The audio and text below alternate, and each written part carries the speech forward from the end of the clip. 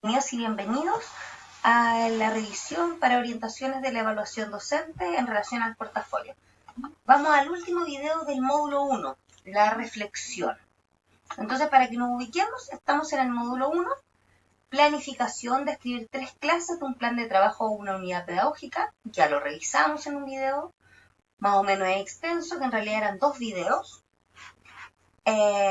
Segunda parte, segunda tarea, la evaluación, presentar alguna evaluación de dicha unidad y analizar los resultados de esta unidad, que también lo revisamos en un video.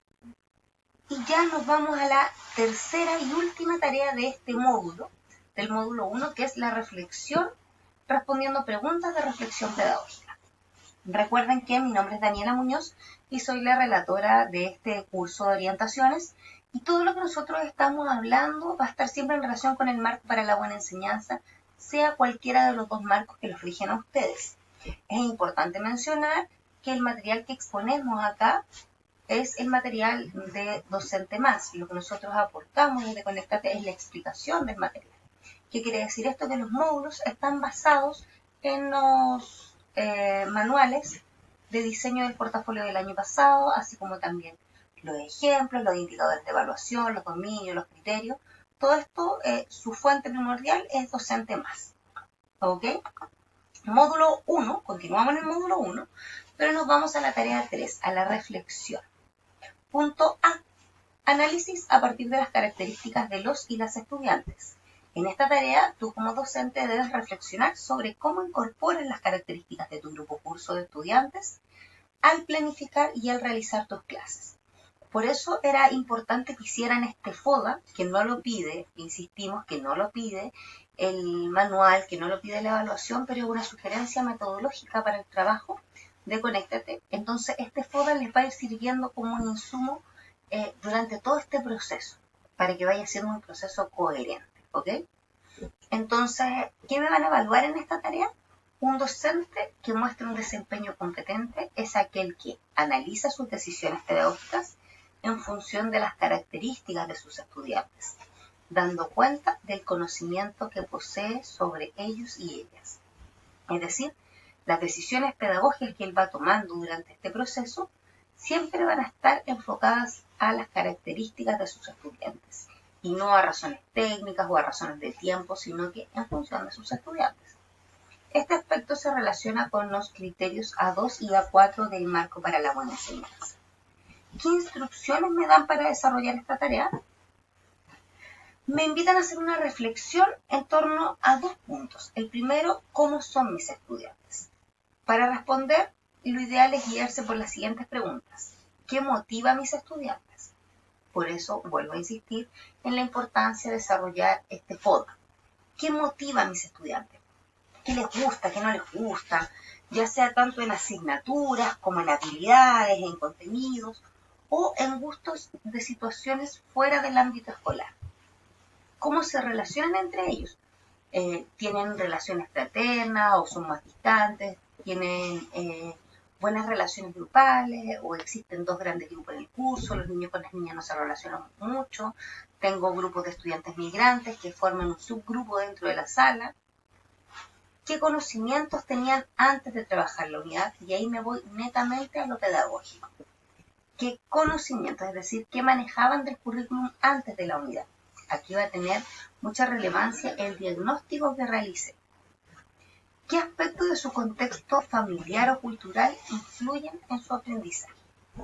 Por lo tanto, aquí me vuelvo a enfocar en el FODA. ¿Qué oportunidades, qué amenazas yo vi en relación al trabajo con la familia y con el entorno? En el punto 2 me piden que escoja 2 de las características que describí arriba. Es decir, si yo en un momento dije que eran estudiantes participativos, tengo que tomar esa característica. O si yo dije que les gustaba trabajar en grupo, esa característica. Entonces tienen que ser 2 características que sean explícitas, que yo las mencioné acá arriba. Explícitas. 2 y no 3 o 4, no. 2 explícitas, precisas y claras. Y tengo que tomarlas y decir cómo yo las incorporé en mi planificación y en la realización de mi unidad. Por eso insisto, cuando yo hice mi FODA previo al principio del portafolio, antes del portafolio, es más, lo pude haber hecho ahora en modo cuarentena, tengo claras cuáles son las fortalezas, oportunidades, debilidades y amenazas de mis estudiantes. En base a eso, conozco sus características, entonces diseño la unidad. Por lo tanto, voy a poder responder fácilmente esta pregunta. ¿Qué incorporé de ese diagnóstico que hice de mi curso de FODA en mi planificación? Para responder se puede guiar por las siguientes preguntas. ¿Cómo las actividades, es decir, las 3 clases, las evaluaciones, es decir, la prueba o guía o evaluación del producto, los recursos, las cosas que elegí tangibles, las metodologías, es decir, las acciones que yo utilicé, y otros aspectos de mi unidad, tales como el tiempo que destiné, las formas de trabajo, la organización de la sala, respondieron a las características de mis estudiantes? ¿Realicé alguna modificación durante la unidad considerando estas características? Es decir, algo no lo consideré al planificar, entonces mientras estaba desarrollando la unidad dije, ups, se me fue esto y lo integro. Entonces aquí lo que vamos a nosotros dejar en relevancia de que nosotros como profe, aunque planifiquemos, comillas, en el grueso la misma clase para el séptimo A y para el séptimo B, hay diferencias sutiles que yo realizo o que debería realizar un buen profesor MBE en relación al curso A y el curso B. Y esas diferencias tienen que ver con las características de mis estudiantes y cómo las involucro. En un lenguaje general. Ahora, si ustedes manejan un poco más el tema, el decreto 83 que rige de la educación parvularia, esta educación básica, y no es descartable que ustedes pudiesen utilizar estrategias del decreto 83 en educación media, aun cuando no es obligatorio, el decreto 83 nos habla de diversificar y ajustar a la enseñanza a las características de mis estudiantes. Por lo tanto, todas las diversificaciones que yo hago de mi gran planificación deberían apuntar a las características de mis estudiantes. Por lo tanto, esta parte, yo podría responderla de acuerdo a las diversificaciones que realicé, de acuerdo a las características específicas de mis estudiantes. Criterio A2. Me lo van a considerar, es decir, que conozco las características de mis estudiantes, los conocimientos y las experiencias.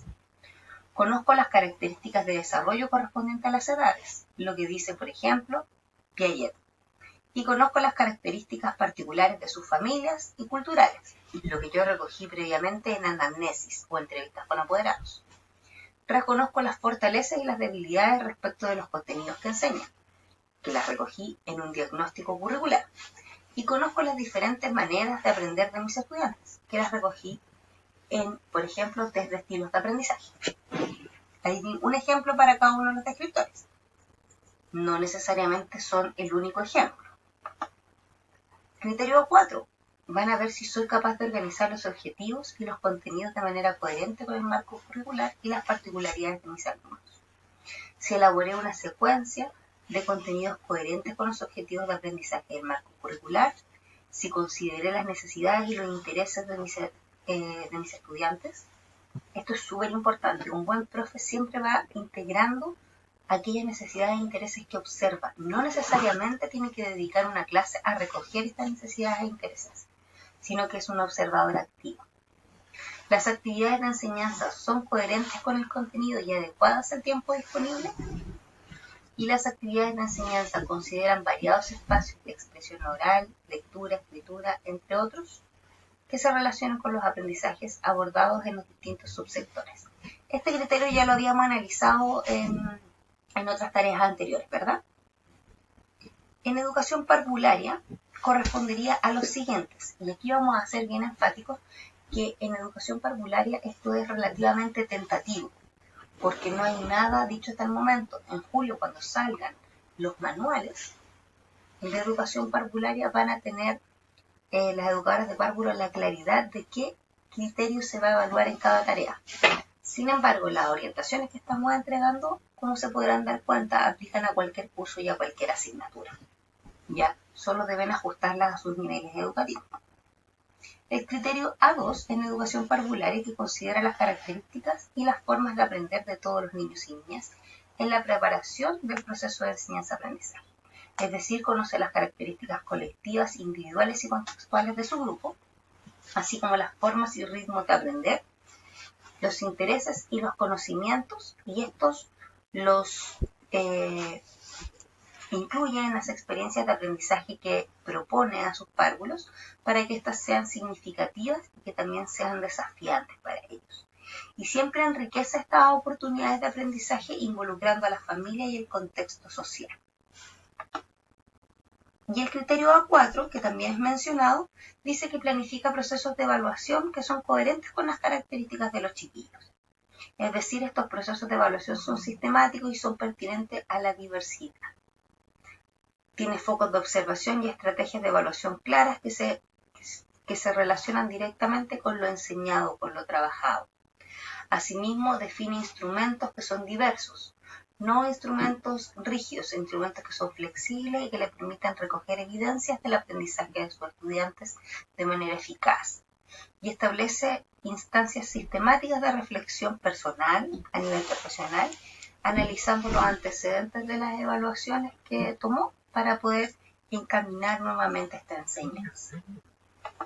Vamos a enfatizar que en esta tarea lo que van a evaluar es el análisis de mis decisiones pedagógicas, no del comportamiento de los estudiantes. Por lo tanto, aquí debo centrarlo en las decisiones pedagógicas que yo tomé. Yo observé una característica de mi estudiante y frente a esa característica, ¿qué hice yo? ¿Cómo me hice cargo? ¿Ok? Vamos a revisar un ejemplo de reflexión, ¿ya? Este ejemplo de reflexión es un análisis a partir de las características de los estudiantes y lo vamos a revisar en relación a la comunicación oral, ¿ya? Una educadora de párvulos comparte su experiencia al implementar una unidad que tiene como objetivo expandir el vocabulario de sus alumnos de segundo nivel de transición. Entonces le dice lo siguiente a sus colegas, a las otras educadoras. En general yo estoy contenta con la unidad que acabo de hacer. Creo que usar imágenes y grabaciones para fomentar la comunicación oral fue clave. Los niños se motivaron, se veían entusiasmados y siempre pedían la palabra. Creo que se cumplió el objetivo. Pienso que esto se dio porque promoví su participación. Después de escuchar las lecturas o mostrarles las imágenes, siempre les pedí que compartieran sus opiniones. Analicemos el ejemplo. ¿Qué falta en esta reflexión? Decía que el objetivo era, busquen arriba, expandir el vocabulario. Pero la educadora se siente contenta porque los niños lograron participar y compartieron opiniones. En este caso la reflexión se centra en aspectos como motivación y participación y no se refiere a factores de aprendizaje reales. Obviamente el clima de aula que promovió la educadora fue clave para favorecer el aprendizaje, pero las acciones que ella realizó no apuntaron directamente al aprendizaje que estaba propuesto ampliar, que era expandir el vocabulario. En este caso, la educadora se debió haber preguntado si las imágenes, por ejemplo, incrementaban el vocabulario o las imágenes no incrementaban el vocabulario. Si el uso de los sonidos con los que acompañó estas permitió que aprendieran palabras nuevas. Es decir, analizar la experiencia en relación al aprendizaje que se había propuesto y no solo a las condiciones del clima de aula y otros aprendizajes que por supuesto son deseables y es muy relevante que la educadora los haya logrado identificar. Pero el análisis debería haber apuntado hacia el objetivo que ella se propuso. Esta es una clara muestra de cuando las actividades resultan bien, resultan entretenidas, son lúdicas, los profesores quedan contentos, los niños quedan contentos y conformes y hay un buen clima de aula, pero no se cumple el objetivo de aprendizaje.